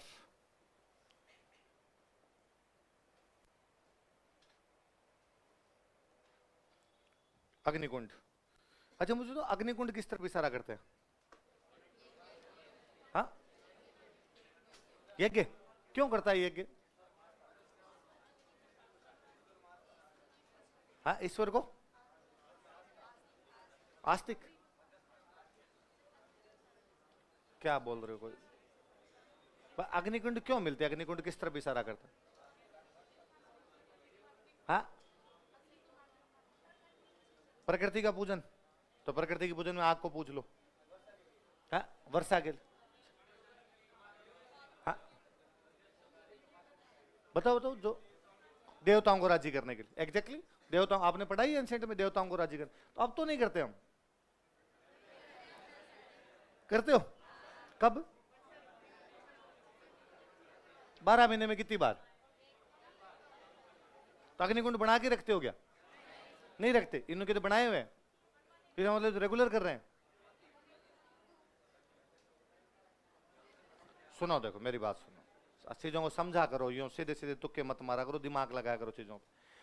मनुष्य जब कभी शुरुआत के अंदर रहने लगा तो उसे सबसे अधिक चैलेंज यदि कहीं से प्राप्त हुई तो वो नेचर से, प्रकृति से उसे सबसे अधिक चैलेंज प्राप्त हुए। जैसे वो नदी के किनारे रहता था, कभी नदी में बाढ़ आई, उसकी झोंपड़ी उड़ गई, बह गया उसका सब कुछ सामान, जो भी वो लेके आया था सामान उड़ गया उसका। कभी ऐसा हुआ कि झमाझम भयंकर वाली बारिश में भीग गया वो पूरा। कभी ऐसा हुआ कि एक भयंकर आंधी ने उसका छप्पर उड़ा दिया। उसे यूं लगने लगा कि यार कोई ना कोई एक आदमी पीछे बैठा है, उसने नदी में आज पानी ज्यादा छोड़ दिया इसलिए आज बाढ़ आई है। उसे कभी ये लगा कि यार ऊपर कोई आदमी है, उसने बटन दबाया इसलिए पानी ज्यादा बरस गया। उसे लगा कि पीछे कोई आदमी बैठा है, उसने कोई चक्कर घुमाया है इसलिए हवा तेज चली और ये सब उड़ गया।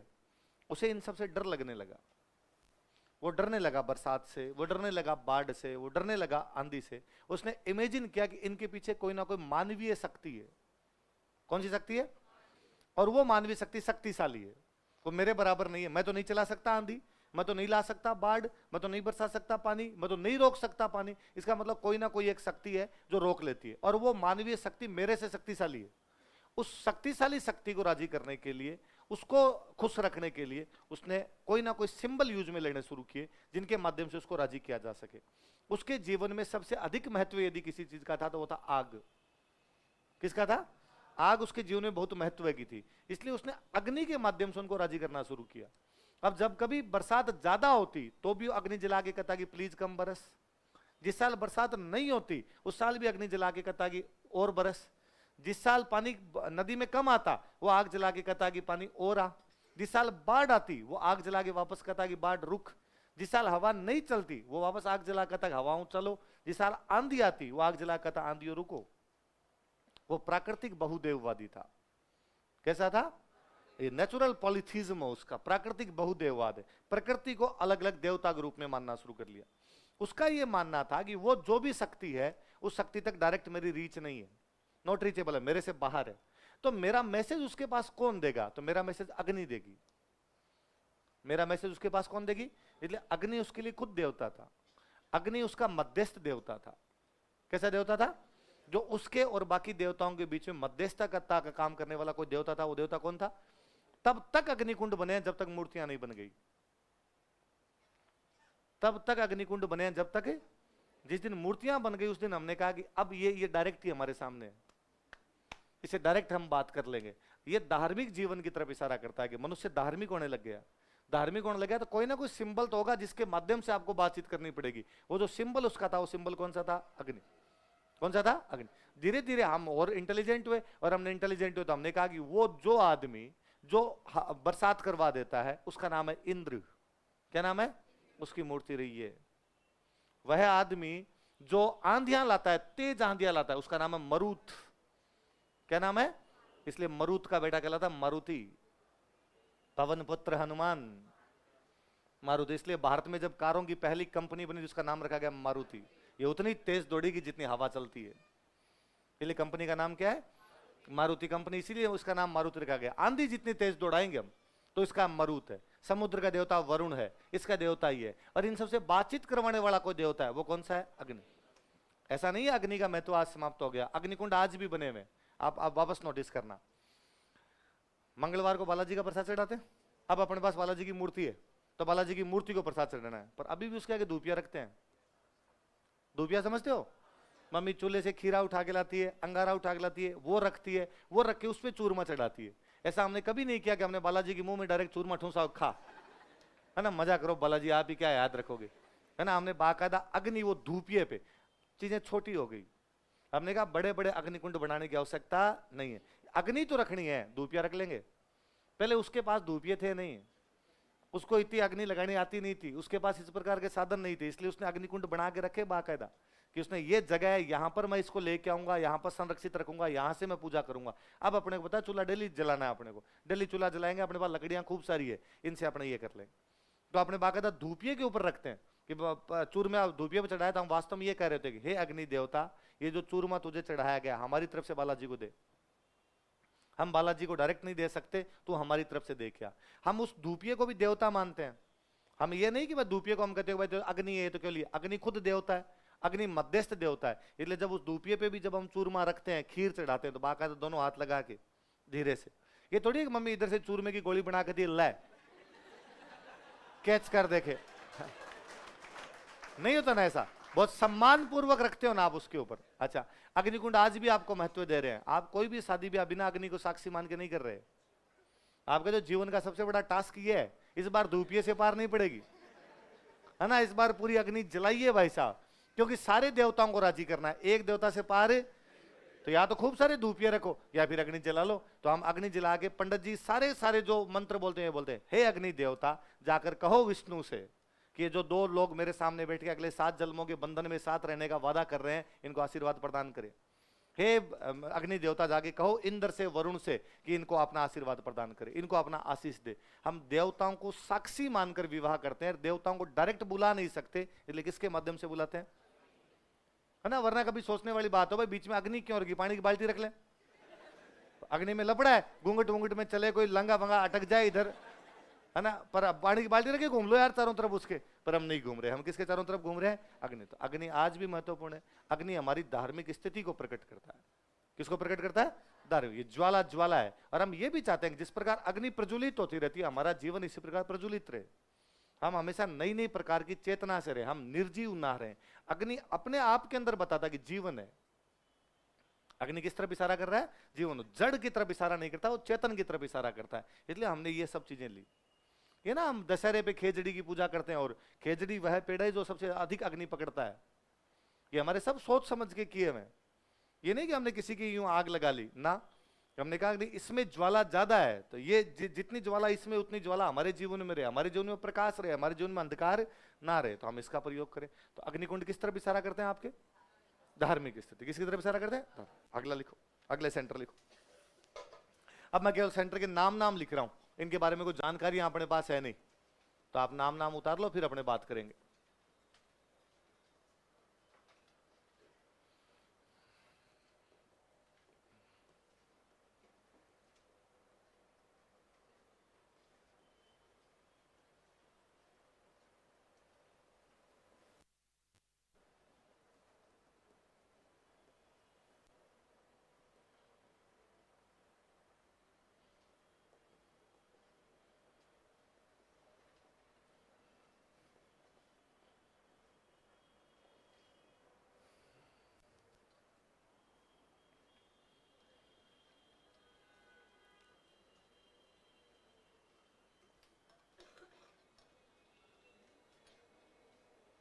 3 नंबर सेंटर कौन सा है? पचपदरा, बाड़मेर जिले में। कोष्टक में जिला लिखो, बाड़मेर। पचपदरा कौन से जिले में? बूढ़ा पुष्कर अजमेर। बूढ़ा पुष्कर कहां पर है? अजमेर। जायल डीडवाना दोनों नागौर।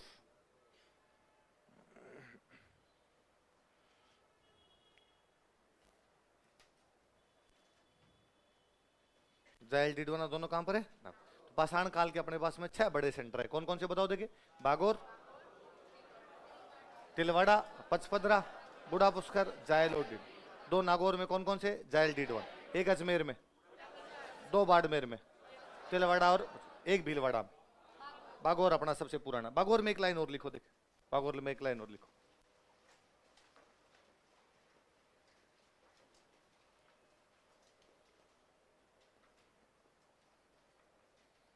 बागौर में एक लाइन लिखो।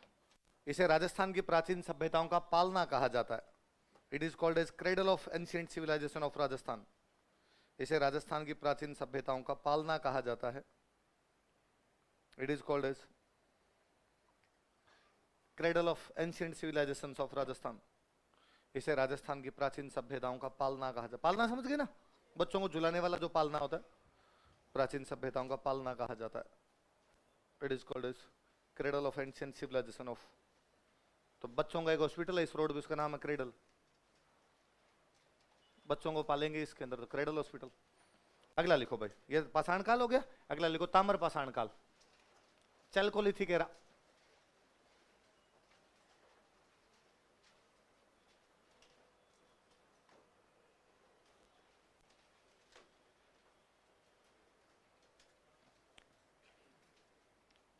ताम्र पाषाण काल, चैल्कोलिथिक एरा। मनुष्य में थोड़ी और समझ विकसित हुई। उसे लगा यार कोई ऐसी नदियों के आसपास रहे जो रेगुलर चले, कभी बीच में बंद ना हो। अपने राजस्थान में ऐसी नदी एक है जो 12 महीने चलती है, बनास। कौन सी है? इसलिए इस ताम्र पाषाण काल के अधिकतर केंद्र जिस नदी के किनारे मिलते हैं वो नदी कौन सी है? इसलिए सभ्यता का नाम है बनास सभ्यता। क्या नाम है? इस सभ्यता का सबसे बड़ा सेंटर जो अपने को मिलता है वो सेंटर है आहड़। कौन सा है? इसलिए इस सभ्यता का नाम है आहड़। क्या नाम है? इस सभ्यता की खोज करने जो उनका नाम था रतन चंद्र अग्रवाल। क्या नाम था? R.C. अग्रवाल ने इस सभ्यता की खोज की थी। लिखो, इस काल के अधिकतर के अंदर most of sites of this era. इस काल के अधिकतर के अंदर most of sites of this era. इस काल के अधिकतर के अंदर most of sites of this era Banas नदी के किनारे स्थित है। Located near river Banas. Banas नदी के किनारे स्थित है। Are located near river Banas. Banas नदी के किनारे स्थित है। Are located near river Banas. अतः इसे बनास सभ्यता कहा जाता है। So it is called as Banas civilisation. अतः इसे बनास सभ्यता कहा जाता है। So it is called as Banas civilisation.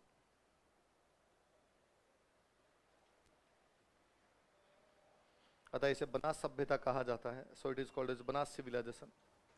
Change करके लिखो। आहड़ इस सभ्यता का प्रमुख केंद्र था। Ahar was prominent site of this civilisation. Ahar इस सभ्यता का प्रमुख केंद्र था। Ahar was prominent site of this civilisation. Ahar इस सभ्यता का प्रमुख केंद्र था। Ahar was prominent site of this civilisation. अतः इसे आहड़ सभ्यता भी कहा जाता है। So it is also called as Ahad civilization. अतः इसे आहड़ सभ्यता भी कहा जाता है। So it is also called as Ahad civilization. अतः इसे आहड़ सभ्यता भी कहा जाता है। रतन चंद्र अग्रवाल ने इस सभ्यता की खोज की थी। रतन चंद्र अग्रवाल डिस्कवर्ड दिस सिविलाइजेशन। रतन चंद्र अग्रवाल ने इस सभ्यता की खोज की थी। रतन चंद्र अग्रवाल डिस्कवर्ड दिस सिविलाइजेशन। रतन चंद्र अग्रवाल ने इस सभ्यता की खोज की थी। रतन चंद्र अग्रवाल डिस्कवर्ड दिस सिविलाइजेशन। ये तो सभ्यता की जानकारियां। केंद्र कौन कौन से मिला? केंद्र पढ़ने लिखो। प्रमुख केंद्र, जैसे पाषाण काल के केंद्र पढ़े, इसके केंद्र पढ़ेंगे। और हम खुद ही कह रहे हैं कि इसका प्रमुख केंद्र कौन सा है, तो लिख लो आहड़। उदयपुर जिले में पढ़ते हैं ना अपने, अल्लक ने आहड़ को अपनी दूसरी राजधानी बनाया था। तो याहड़ है।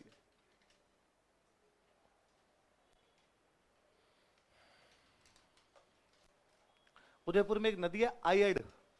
कौन सी नदी है? जो उदय सागर झील के बाद अपना नाम बदल के रख लेती है बेड़च, तो उसी के नाम है आयड और उसी का नाम क्या है? तो लिख लो, यह है आयड या बेड़च नदी के किनारे स्थित है। It is located near river Ayad और बेड़च।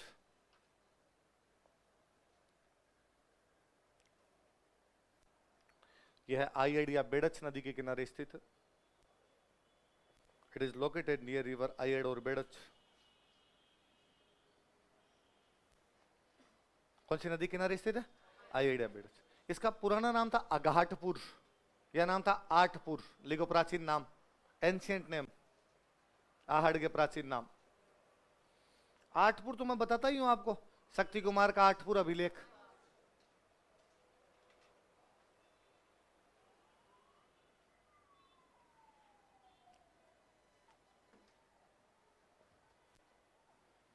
प्राचीन नाम लिखो, अघाटपुर या आठपुर। स्थानीय भाषा में इसको लोग बोलते हैं धूलकोट। लिखो स्थानीय नाम, लोकल नेम, धूलकोट।